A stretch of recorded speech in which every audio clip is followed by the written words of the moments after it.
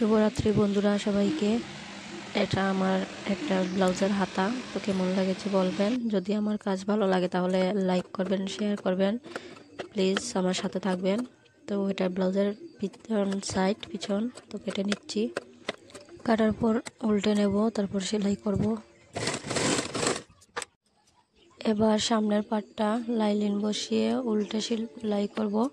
সেলাই করার পর দিকে গলার দিকে সেলাই করে নেব, আর নিচে সেলাই করে উল্টে নেব।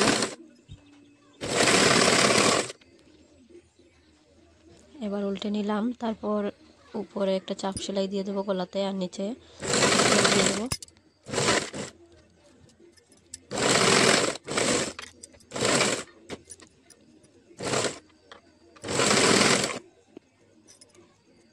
তো উল্টানো হয়ে গেছে, এবার জোড়া দিয়ে দেব, তারপর হাত বসিয়ে দেব। এবার বলবেন ব্লাউজটা কেমন হয়েছে।